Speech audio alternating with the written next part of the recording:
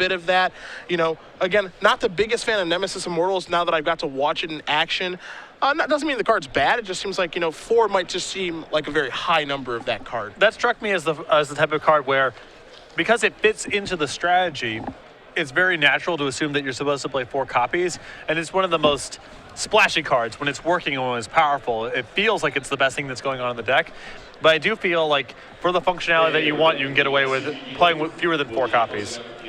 Take a look at our standings here. Jeff Lugan sitting in second place, Andrew Sendum in third, Muster's in fifth. Wow, we have some insane names here. Mike Bellafato, who has won a Standard Open when we were in Columbus 2 years ago. Also has a Grand Prix top 8 to his name. He's sitting in 6th place right now. Rill is in 8th. Abner, who we have on the right side, is on 9th place. Bowman's in 10th. Braun DeWin is in 11th. So there is the opportunity for some crazy stuff to happen here, actually. Yeah, it does appear from where I'm sitting that there is the possibility for all the X1s and better to just draw, and it's 8th place right now that it goes down to. But those people risk getting leapfrogged by Mike, who's on camera right now, in the event that Mike wins. Yeah. So there may be, for example, Matthew McCullough and Eric Rill may decide to play their match instead of drawing, and if that happens, then it opens up all sorts of chaos. Oh, wow, I missed that, actually. 7th place is Matt McCullough, who, if that's the Matt McCullough that I'm thinking of, is Ari Lax's teammate that got 2nd place in the team Grand Prix in Providence. Okay. So he's from the Michigan area, which is obviously close to this area. I mean, again, if that's the Matt McCullough I'm thinking of, obviously people can have the same name. That makes the top 8 even more insane. Jeez. Okay, then. I like where this is going. Either way, we're going to watch these guys do some battling here. Elvish Mystic to start things off. Pretty nice set of elimination rounds in front of us here, it looks like. Yeah, and it looked like midway through the tournament, maybe a little bit later, we could potentially be looking at the best Standard Open top 8 in a really long time, just on name recognition. Certainly this one's still going to be good, but been a lot of deep runs today by some of our most marquee players. Grizzly Salvage here is going to turn over 2 Forest, a Whip of Erebos, a Grizzly Salvage, and a Herald of Torment. Forest is going to come into play. This is an Elvish Mystic, so got a nice start here for Bowman. Plenty of mana. The risk here, of course, is that Supreme Verdict is quite good against these kind of draws. Just an island from Abner before passing the turn back.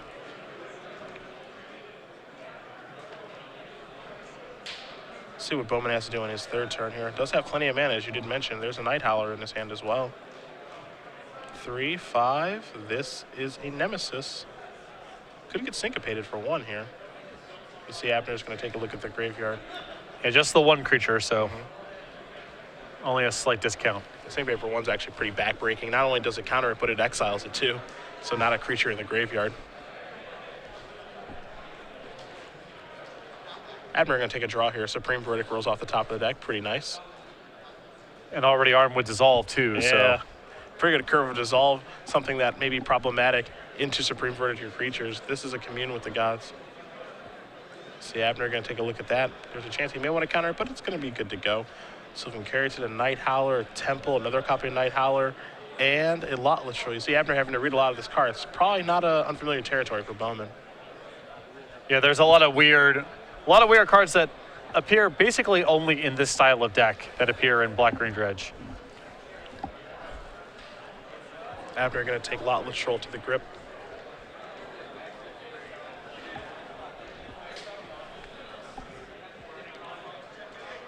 This may just be a simple attack for 1. That looks to be the case. Bowman going to follow this up with a Sylvan Carriot's hit before passing the turn back. But Verdict is still good right now. Yes. That's the thing. Verdict is still very good right now. Verdict is still perfect value. You're killing a bunch of mana creatures, but that's cool. Not necessarily that Adam can't recover from this. He certainly has the tools to do so, but he's going to start by just playing a lot literal before passing the turn back.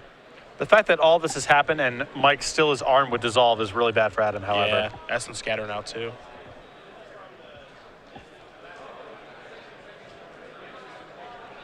And Elspeth. I mean, he's got all the pieces. How's Elspeth just always in people's hand? What do they play? Blue White just always has Elspeth. They have like 1 or 2. 2 sometimes. It's just like, oh God, he might play Elspeth on turn 6 just every game. It seems to happen without fail. I play one Elspeth because I want to have it on turn 6 90% of the time. If you want to have it 100% of the time, you add the second one. Yeah. But that's basically the decision. If they played 4, they'd never draw one. See an attack there with a lot. Let's roll. Follow up with Deathrite Shaman.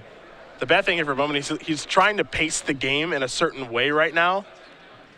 And this pacing leads you to, play a certain way. And it's like, okay, I can pace the game this way if my opponent has Elspeth. But they always have Elspeth. It is alarming the frequency with which they have it. Yeah, sure. Drop the Planeswalker. That's going to come into play. And now the thing too is because when you're playing it split, you're trying to pace the game in a certain way, like Bob and weave past their threats, and then Elspeth is just like, I'm going to kill you now. And so now it forces their hand, which is exactly what blue-white wants to have happen. So it forces their hand to get their stuff sphered and countered and verdicted away. It's crazy. I rarely play around anything against blue-white because it's just, what's even the point? There's too much stuff to try to play around. Yeah. Here's a Night Howler in the Lotless roll. That thing is going to make stuff pretty big. In we go. This is not a bad recovery.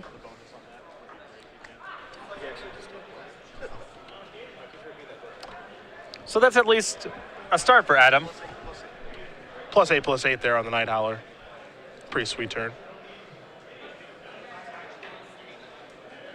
Now this is a bit of a squeeze now that Adam's in, because if he casts Supreme Verdict, then there's an uncontested Night Howler in play. And Adam's hand is just Supreme Verdicts and Dissolves right now. So what you're saying is Night Howler is awesome. It is awesome. Yeah, it's really good. This combination of cards has been totally awesome every time that I've seen it. Also, all the lists I've seen today play 3 Lotla Trolls. Yeah. So put a 4th one in your deck. Put a 4th one if you're playing this deck. I think you have to. You won't be mad. I'm gonna promise you're not gonna be mad. Night Howler left behind because Lotla Troll went to the grave. It's got to be a 9/9 now.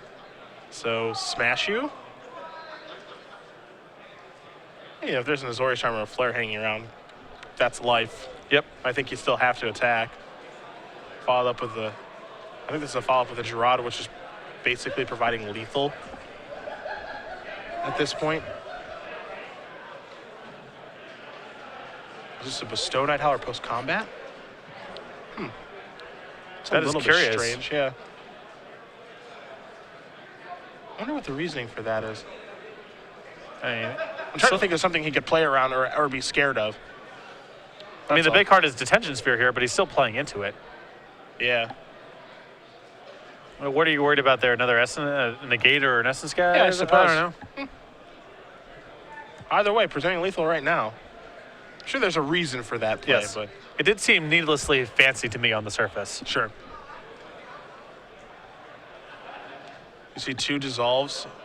The hand is 2 dissolves, a Revelation, and X, and none of those things get the job done against this 100/100 Night Howler. Yeah. He can rep for 1 looking for Azorius Charm. Sure. Yeah, that's that's the line. It's gotten bleak. Yeah. I'm not saying it's not bleak here. And just pass the turn back. And Bowman gonna untap and take a draw. Draws a Forest. Gonna play that Forest. Yeah, I'm with you. It's just Team Night Howler getting to the red zone. He can't not attack.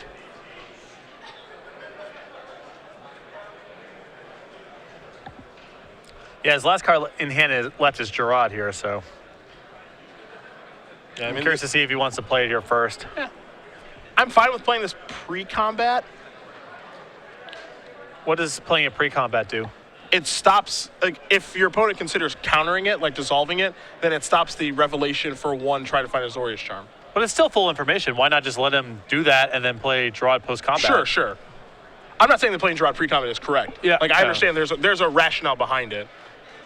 This is the ref for 1 play that you did mention. Needs Azorius Charm or Celestial Flare to not die. Yeah, we're not even out of the woods. We're just not dead. Yeah. Mystery card, Island, not you. Night Howlers take it down. Adam Bowman does win game number 1 here over Mike Abner. Black-Green Dredge up a game over Blue-White Control. Move to the sideboards really quickly here. Again, Abner playing a deck list that's pretty similar to Adrian Sullivan's. Doesn't have as many wild one-ofs in the sideboard. 3 copies of Nyx Fleece Ram, a Deicide, a Pithy Needle, 2 Negates, 2 Last Breath, 2 Gainsay, 2 Dispel, a Debtor's Pulpit, and a Jace Memory Adept. Unsurprisingly, you're not going to find a lot of cards here that are very good against the Dredge strategy. That being said, a card I actually do like in this matchup is Debtor's Pulpit. I'm a fan of that. I do like Deicide as well. Pithy Needle, we mentioned this in the last time. I think it's still good here against these Dredge decks. Being able to take care of the regeneration on a Lotless Troll is step one. You can also take care of a Deathrite Shaman as well, Farika too. So I like that card. Gerard as well, pretty good against this deck. Don't really care for a card like Nyx Fleece Ram because the creatures are so big from the Dredge deck that it's not going to matter. Yeah, this is not a nickel and dime sort of game. If Adam's going to kill you, it's probably going to be with some enormous attackers and things that 0/5s are not going to be able to profitably block. On the other side, Adam has 3 Golgari Charms, 2 Rot Farm Skeletons, a Farika, a Gerard, each of which he has 1 in his main deck. Scavenging Ooze, Whip of Erebos, 3 Slum Reaper, a Herald of Torment, and 2 copies of Shadowborn Demon. We saw in the last game, or the last match rather, when Adam was playing against Blue White Control, he went to the Golgari Charms to fight over Supreme Verdict and to fight over Banishing Light and Detention Sphere, and then had 2 copies of Rot Farm Skeleton, which are good in slow attrition games, especially alongside Gerard, which he's bringing another copy of. And he did bring in the second Farika as well, trying to play, again, trying to fight through an attrition game, although I think Farika is pretty poor in the matchup overall.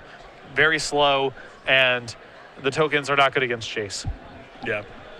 Unfortunately, Elspeth. Unfortunately, I have to agree with you on Farika. It just does not seem very good in this particular matchup. I think there's plenty of matches where Farika is good, don't get me wrong, but I think that a lot of people overestimate constant sources of 1/1 tokens against Blue-White Control when Jace and Supreme Verdict and Elspeth are so good against those types of cards. Being told right now, Ari Lax will let me know that Matt McCullough, the actual Matt McCullough, is not the Matt McCullough that we're thinking of. Different Matt McCullough from Ohio has come down and looks like he'll be playing the elimination rounds, but not Grand Prix finalist, and one good friend of Ari Lax. They're actually currently testing for Block, the Pro Tour. We've been confused by similar names before. There has been another Mike Flores before. Yeah, I was about to mention that at Grand Prix Miami. Yeah. It's like round 1, Mike Flores. Like, wow, Mike flew down from New York? That's crazy. Nope. Hi, not you. Just a different Mike Flores. Yeah. Not that that's inconceivable. Mike Flores, I'm sure, is not the most uncommon of names, but still. Game 2 underway shortly here. Round 10 at 10. This tournament's flying by, man. Yeah. What time? It is flying by. 8:30. Wow. Yeah. 8:30, just easy breezy, beautiful. Are we going to get back into the room in time for the Clippers Warriors tip? Like the first quarter of the game? Yeah. There's a chance that might happen. That would be the luckiest thing in the world. Yeah. I have a feeling the room that we're in is kind of weird. It's there's a bed and there's a pull-out couch and it's separated by a door. This is not usually the kind of rooming accommodations we have, but this might be nice in the instance of the Warriors-Clippers game, as if one of us gets too mad, we can simply shut the door and lock the other person out of watching the game with them. Well, there's almost a lock that one of us is going to get too mad, as both teams cannot win. Right. So that door will be shut violently at some point. Yeah. The question is, will it be early or late in the evening? I'm hoping early. If we stay up until 1 in the morning and then one of us is just too tilted off to do the coverage tomorrow, it's better for someone to be down 25 at the half and we can just let the game go. That's true. That's true. You do make a very good point.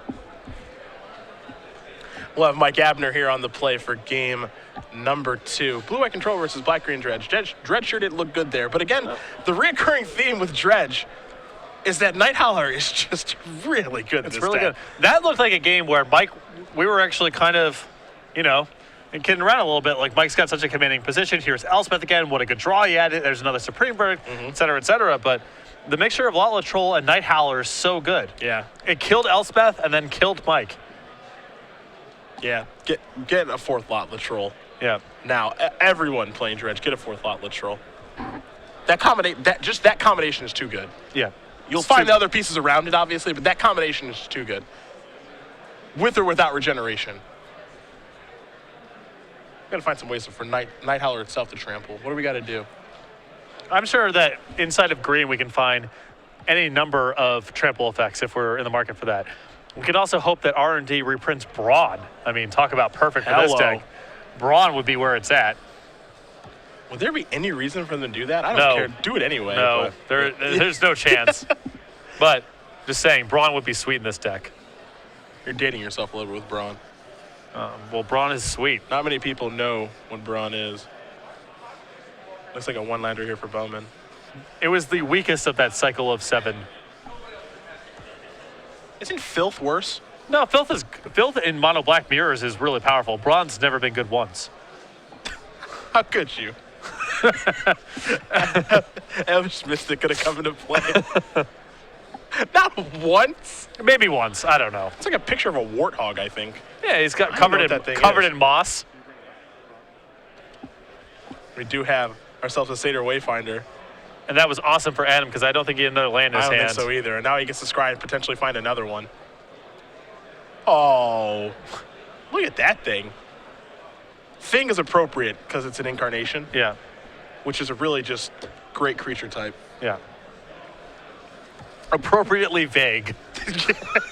It could be, that could be anything covered in moss. Because here's a divination from Abner. Yeah, now Bowman's actually got the show working. After having to looks like he had to keep a one-lander here. It might be casting Grizzly Salvage or Commune with the Gods now. Yeah, start looks like by attacking with the Satyr Wayfinder. Follow this up with the Grizzly Salvage. So let's take a look at 5 cards, shall we? Swamp, Grizzly Salvage, Night Howler, Swamp, and Lotleth Troll. Arguably the 2 best cards in this deck. I don't think there's any argument, at least not for me. It's hard because how do you rate Grizzly Salvage and Commune with the Gods? They are the straw that stirs the drink. Yeah. So they're really important too, but in terms of the spells, yeah, they seem like the best 2 to me. Another copy of Satyr Wayfinder. Gonna turn over a Satyr Wayfinder, a Commune with the Gods, a couple of lands. Put those in the hand. Someone's looking for the old Rot Farm skeleton, I think. Yeah.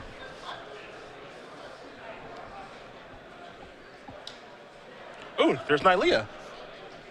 Okay. That gives stuff trample. Oh, sure.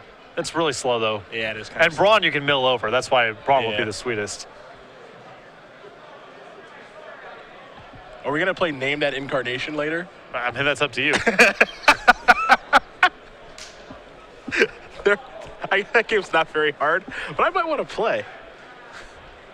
The answer is Braun. Yeah. For a lifetime supply of premium, what is the green incarnation? Well, there's 2 of them. We know which green incarnation it is. Nemesis Immortal is going to come in here. That's going to get countered by Dissolve. Take a look at the scry here for Abner. He's going to leave that card on top. Now here's a Temple. And don't underestimate what these incremental points of damage do for Adam in this game.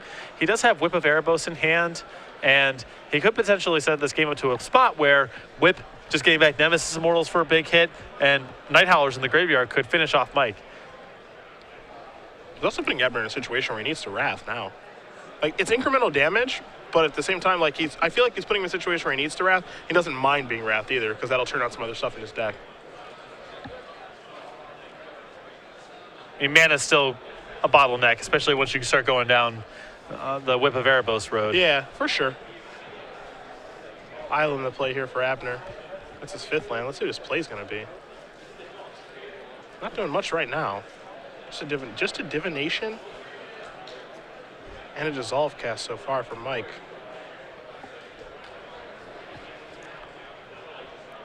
Looked like he was just about to peel forth another copy of Divination here. Looks like he's going with Detention Sphere instead. Pretty yucky one, taking care of 2 Satyr Wayfinders. Not very impressive at all. I mean, gotta do what you gotta do, Yeah. but It's not noble work.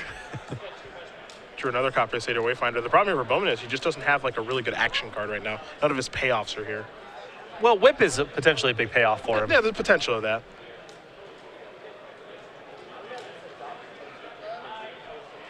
So land's gonna go to the grip. Herald of Torment, Elvish Mystic, and the Overrun are gonna go to the graveyard. How do we like Herald of Torment in this deck? It seems a little out of place to me. It's another good thing it's good to bestow on certain things. You put it on Night Howler, and that's good. It's really good on Lotleth Troll as well, but it has not struck me as very good in the games I've watched thus far. Whip of Erebos is gonna come in here.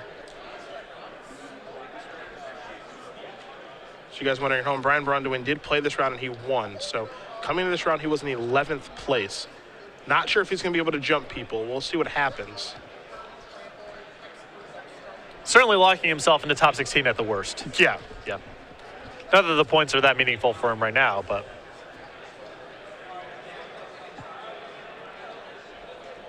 Looks like the whip is in.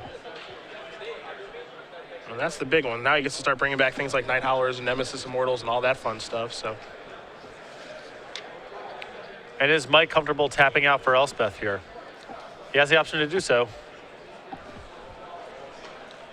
whip in this deck feels like a really, really good one of. Yep, and Adam has one in the main deck and one in the sideboard, which is about what I would expect. It seems like an awesome one of for this deck. D-Sphere is going to come in probably to take care of whip, honestly. Yeah, that's threatening is a lot of damage. Bowman's going to untap still. I mean, this is the opportunity where if he draws like a Night Howler, looks like he just drew a Nemesis, but it looks like if he draws Night Howler, he just gets to punch you in the face for so much damage. Or if he has Golgari Charm to blow up the sphere. Yeah. I actually think he does have that. So he could go Charm, blow up your sphere, activate Whip, get back my Night Howler, hit you. It's a really good turn. Yeah, that turn's awesome.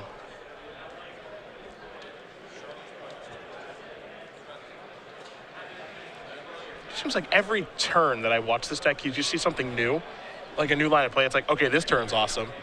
It's like peeling back an onion. There's a lot of layers. There's just something awesome that just happens every time.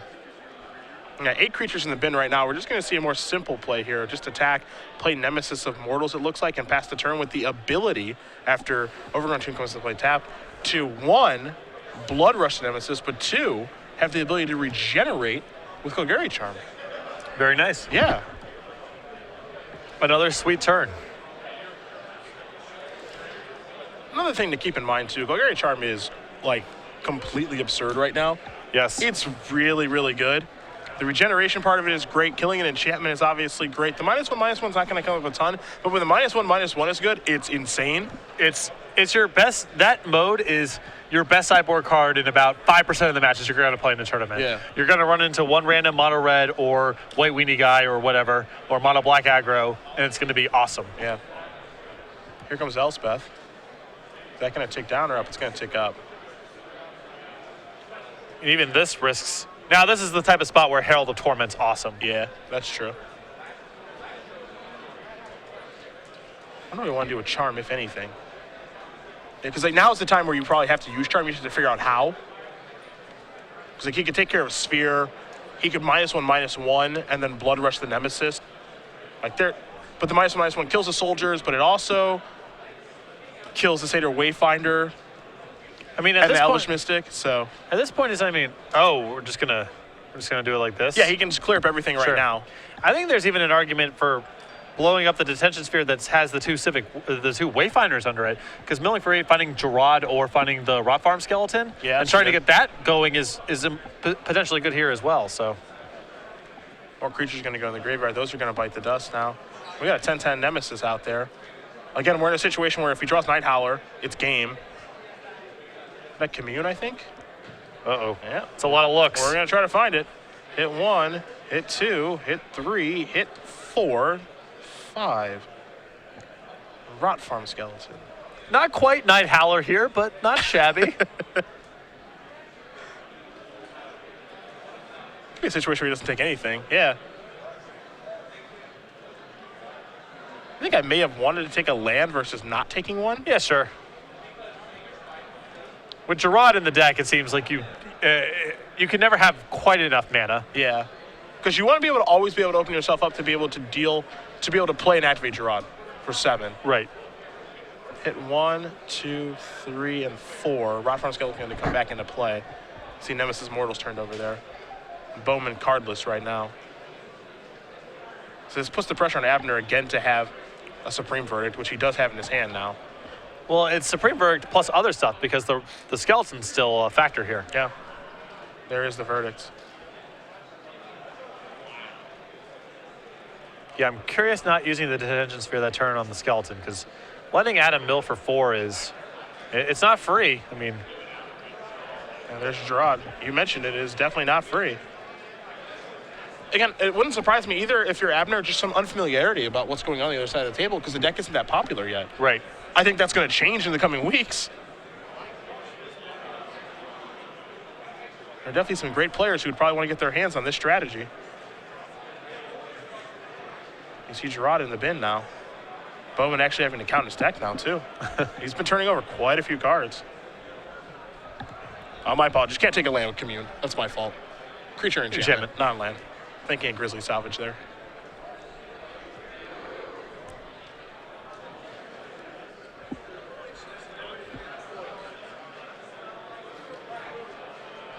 So the sphere does take care of the skeleton. Yeah, not too surprising there. Here's 4 mana. Gonna get back Gerard, sacrifice the lands, and then cast it. See if this resolves. This is dissolve. Not a bad dissolve target, not great, but.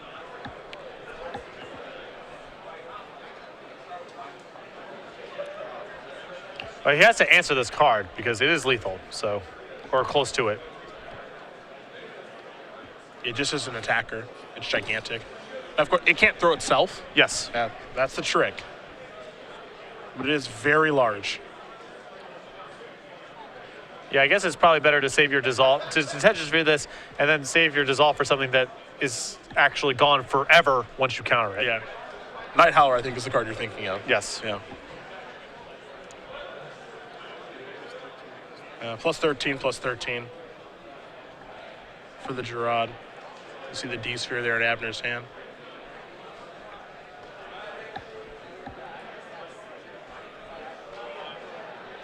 You see Abner's going to tap some mana here. Looks like he's going to do what it takes to get that Gerard off the table because he needs to. That's the 4th D sphere.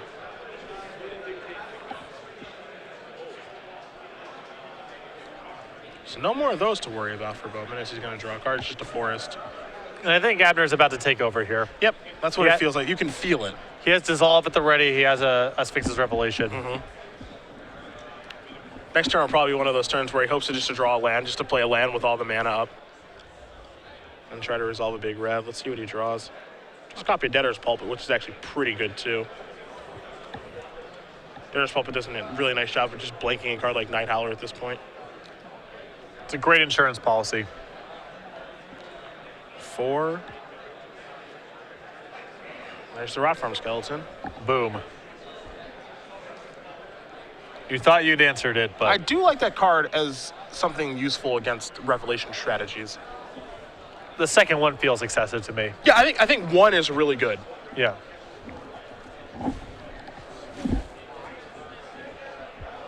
See Revelation here. Gonna draw Abner a bunch of cards, and he's starting to take over the game now.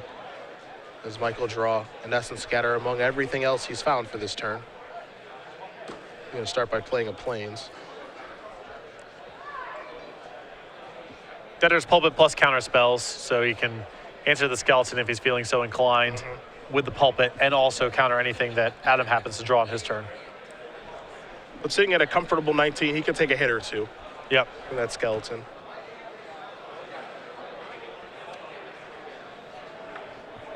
Giving a lot of praise to the black-green dredge deck.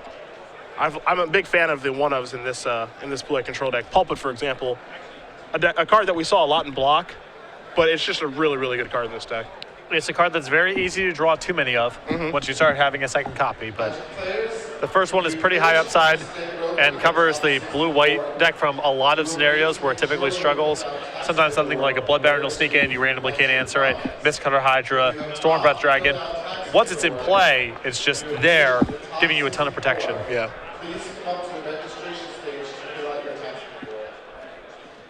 So we saw Gerard get taken care of by Essence Scatter. Jace's going to come in now. Going to turn over a couple of cards. Supreme Verdict, a Mutavault, and a Sphinx's Revelation. And Mike's just looking for a way to wrap this up at this point. Pretty much.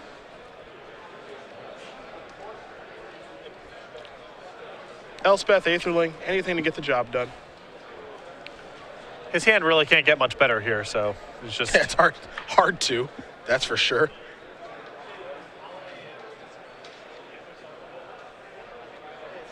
You see Abner just going to pass the turn back over to Bowman. With just a lone Rot Farm Skeleton in play, Pulpit closing the door on actually a lot of outs in this situation. Yeah. Night Howler no longer functional. Yeah. Herald of Torment, whatever the case may be. And I don't think Gerard, yeah, here's Night Howler's actually going to be a cast that's going to get dissolved. Not too surprising there. Top card's going to go to the bottom here for Abner. And Bowman's, in fact, at some risk of getting decked this game. It's a very real thing. Jay's going to check up here for Mike. Just play land, pass the turn back. Bowman going to take a draw here. Pulpit going to take care of the skeleton. There's Nemesis Immortals. That's going to get dissolved as well. Abner refusing to allow Bowman to cobble anything together. Yeah. He's signed into a lot of counter spells here post-board. See if that's going to hurt him in this third game, because I think we're removing that Wayne just a little bit here. Gerard going to try to come into play. That's going to get dissolved as well. See Bowman going to take a look. How many counter spells do you have? 4 dissolves? Okay. We got to be drawing something off those revelations. Yeah. Abner going to untap. He's going to take a draw here. Again, just looking for a win condition at this point. Syncopate. Not you. Jace, you're ticking up past the turn back. Syncopate's still not a bad draw here. Anything that Bowman tries to resolve that is significant. Yeah, I guess Bowman, even though we're this deep in the game, he doesn't need mana. He's got 4 lands in play. Keeps acting to Gerard, so. Yeah. Here's Commune. 2, 3, 4, 5. You see Gerard, Latrell, Grizzly Salvage, a Forest, and a Night Howler. Night Howler, the card that's going to go to the grip here for Adam. Rest is going to go to the bin. Millie even more likely at this point. Yep. It's 5 more cards down. There's Night Howler. Could see a Syncopate here. Maybe, maybe not. I'm not sold that Syncopating is even necessary here, but I can certainly see a reason to do it. Yeah, at this point, you're just trying to figure out what are the sequence of cards that Adam can get into play to win the game from here, and then just play around that stuff accordingly.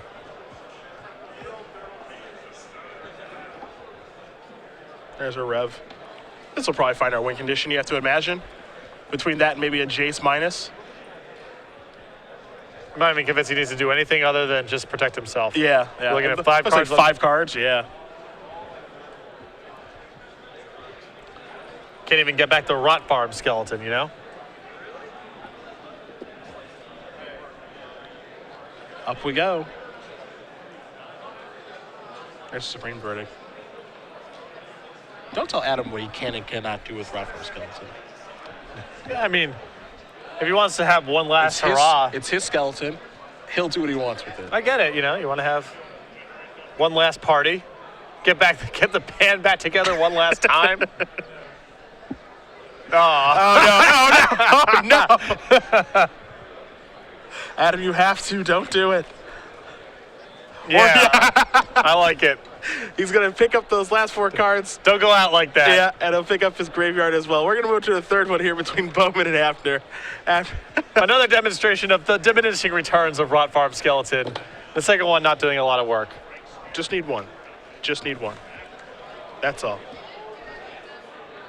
Game 3 between these 2 players going to take place in just a little bit here. Again, kidding aside, it looks like there are some top 8 implications on the line here. Again, if Mike Abner does win this match, there is a very real chance that he makes top 8. No guarantee, but we'll see what happens. Adam Bowman trying to play the role of spoiler with his black-green dredge deck.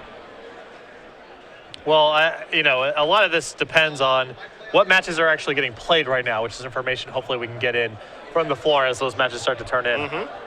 Because if Mike loses this match, then the players in 8th place above, they're all X and 1. They can all just draw in. But the risk of Mike winning this match may cause certain matches to play out, and then that potentially opens the door for Adam to win this match and sneak into the top 8. We're going to see how it breaks down here. One final game here in our Swiss rounds. Again, we're looking at the potential of a top 8 that involves Jeff Hooglin, Andrew Tenjum, Dan Musser, Mike Bellafato, and Eric Rill. And there's a lot of X and 2s. Right now, we have Adam Bowman on camera right now. He's in 10th place. Going into the round, the last X and 2 goes all the way down to 37th. Pretty insane. Pretty deep. About 15 minutes to go here in this match.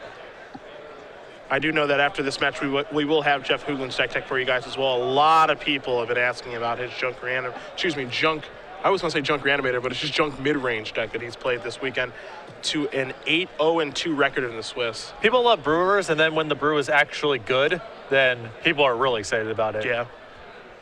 And I'm sure that there are some things that Jeff will try here, because this is obviously the first version of the deck, but I love the skeleton thus far. For sure. Really, really do. I love both skeletons, the skeleton of Jeff's deck and the Rot Farm skeleton in the sideboard of Adam Bowman's dredge deck. Roddy Dotty. I wouldn't mind bringing back a Rot Farm skeleton. I think just one will do. The second one is just... Yeah, one's cool. Yeah, One's I'm down cool. with one.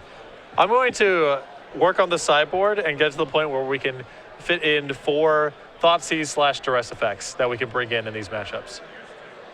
Yeah, I think that's appropriate. Really good in this matchup, and it seems like just other matchups too.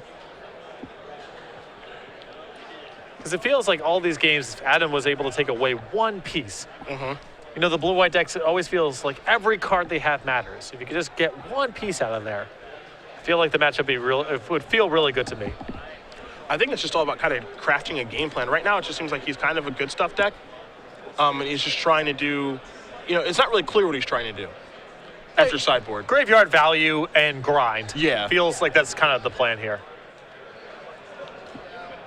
That's not a bad plan, but I mean, it's definitely a plan that can work. I just want it to be much more focused on, like, I'm looking for these cards to do these things to get the job done. the problem with the grind and drag kind of plan is Sphinx's Revelation is really good against that sort of thing. And when you have no discard spells to fight over Sphinx's Revelation, then the game will often come down to that. Sylvan Character going to show up here for Bowman on turn number 2. We're underway in game 3. Abner going to play an island after that Temple of Enlightenment. Pass the turn back over to Bowman. This is a forest. Let's see what the follow-up's going to be. You see Herald Torment over there as well as a Night Howler. There's a Commune.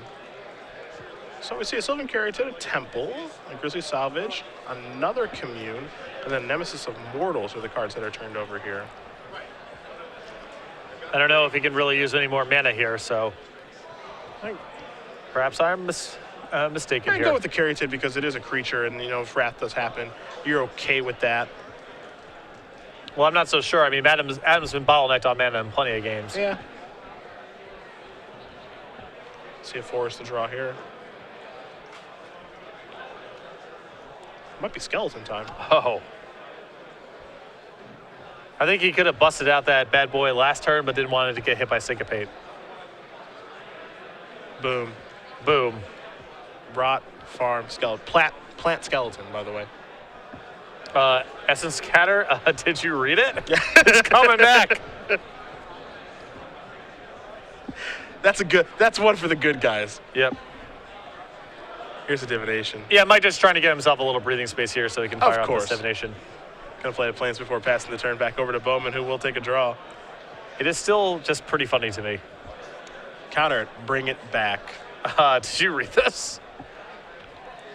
It can't stop, and it won't stop. Yeah.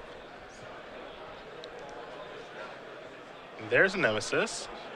This is a Temple. In just a moment, there it is. Time to scry. It's not great. Definitely got some work to do. This is a gutsy line if there is no Golgari Charm in his hand. Doesn't look like there is. Looks like the hand is Herald Torment. But this is such a strong representation of Supreme Verdict that maybe Mike is not even willing to cast it. It is like pretty loud, where he's just saying, I have Supreme Verdict, I have Golgari Charm. I would not cast that. There's a D-Sphere. This is a fine hedge too, because if Adam has a Golgari Charm, you find out, and then Supreme Verdict takes care of everything after the fact. Bring back the Skullo. Boom.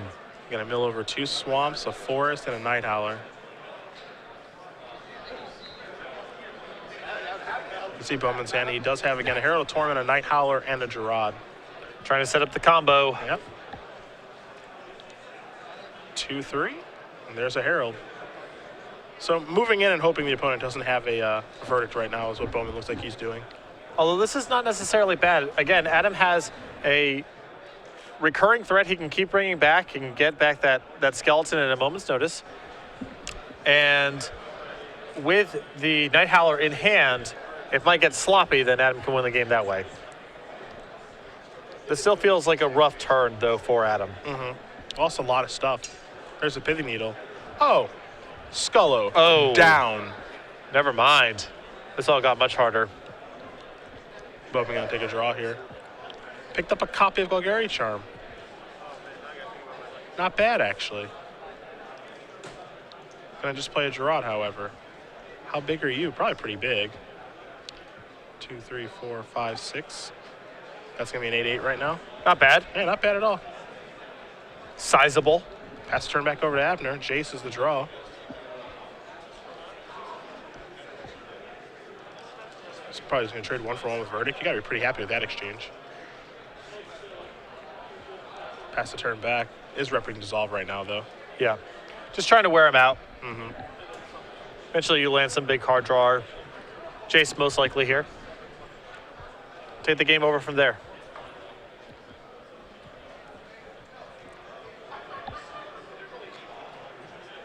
Looks like the Night Howler in the grip. Looks like Bowman's a little bit scared to deploy it.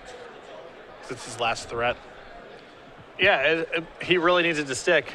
Yeah, that's not going to happen. Dissolve's going to take care of that little scry action here. Abner's going to leave that card on top very, very quickly. And I think there's the revelation. And I think some of that hesitation would have been a no-brainer for Adam if he had another black source of mana, so he could have at least followed up that Night Howler with a Golgari Charm on something. But that was his whole turn, and now this opening is happening for Mike. Jace ticking down. Elspeth's the card that's going to go to the grip here. There's an attack with Mutavault. Bowman's going to go down to 18. See, Adam draws his card for the turn. Still has the charm. You see he's counting the creatures in the graveyard. The Rotfarm Skeleton can't come back because of that Pithing Needle. Just a forest for him. The charm obviously has the ability to take care of that Detention Sphere and get back the Nemesis Immortals on Abner's end step. We'll see if that's what happens. You can see Adam is basically all out of gas here. Yeah, and the signs are pretty clear that Adam has Golgari Charm in his hand, and Mike's probably aware of this because why did he not get back Gerard this turn? It's probably the card that's left over. There's the 3 soldier tokens. Gerard is down there in the graveyard, I think. Yeah. Although this does open the door for Nemesis Immortals. Oh, the door's very open right now. This is a dangerous tap out here for Mike. Yeah. The door is incredibly open. That's going to die. He can Monstrosity right now as well. So that's a 10-10. And there's a Gerard in the graveyard. There's a little something going on now. Yeah. Definitely the potential to have something happen here out of basically nowhere. This is where Adam could really use Brawn. This would be a really good spot. Oh, he comes back to old Braun. This would be a really good spot for Brawn. How about Rancor? Can we at least mention a real card? Oh, but that's a spell you have to draw. That's true. Yeah. Brawn plus the Rotfarm Skeleton. That's all self-contained. Yep. You can see the chump block there with the Elspeth Soldier token. Sacrifice the forest in the swamp. Going to get back Gerard. The ability to deal a bunch of damage is now there. It's a little something. I mean, it's better than nothing. I'm sure Mike is a little less comfortable with where his spot was than he was last turn. Yeah. That's one of the things I actually like about this deck is, while it may not come and work this game and get the job done, the fact that the deck has the ability to just go out of nowhere like 10U. And it's really hard to play. Even though removal and counterspells work against this deck, they work to varying degrees. You're looking at Gerard and Rotfarm Skeleton. That's hard to answer through counterspells. The Tension Spheres and such are a little dubious because there's Golgari Charms. So the deck is weirdly robust to removal in some spots. You saw Elspeth tick down, so Abner just go down to 10. You're not trying to get too fancy here. He's got enough pressure in play with Elspeth and the Mutavaults to win this game. Just don't let something weird happen.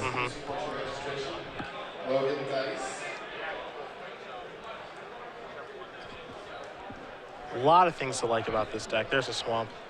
It's like they're just going to get back, probably just going to get back Gerard now. Robert Peterson, please report your registration. Robert Peterson. Yep, that's going to come back. Here's a revelation. It's going to be for 4. Abner's going to go up to 14. 4 cards coming. And really, all Abner's looking for is something like Detention Sphere to seal this one up. Yeah, pretty much. Another Revelation's not so bad either. Neither is Syncopate. Yeah. Azorius Charm actually pretty good. Looks like he's found the tools he's looking for. He's going to start by taking Elspeth up to 3. Soldier Token's going to come on in. See what he wants to do with Jace here in a little bit. There's an island for the land.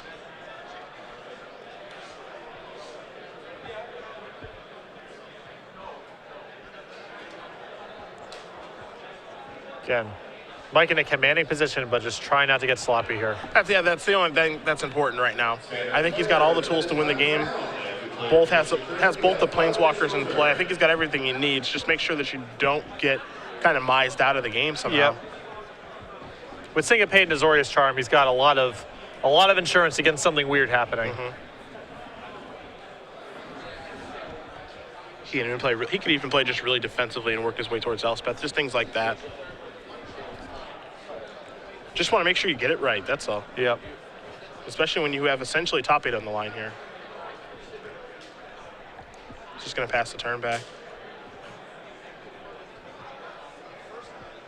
2 mana. This might be Nemesis. No, it's going to be Sylvan Caryatid. Much worse than Nemesis. Yeah. Pass the turn back. Not going to see a fight from Mike over that. No, no, no. Might see a Rev here, maybe not, though. I'm fine with revving here. I know it's most likely that Mike's going to have to discard, but the upside of finding a Detention Sphere here is so high in my mind. Opted not to Rev. He's going to attack here for 5. See if Gerard actually wants to block or not. It's one of those things, is he attacking me for free because he doesn't care about losing the token, or is Azorius Charm or Celestial Flare something that's going to happen? Yeah. So no block, but Gerard is just going to play a Plains. Going to take Elspeth up to 4. Will Abner. Jace, you're going up 2. Pass that turn back. We might actually see the old Azorius Key Rune come to the red zone soon. Oh, soon. Oh, yeah. It's waiting patiently. Whew.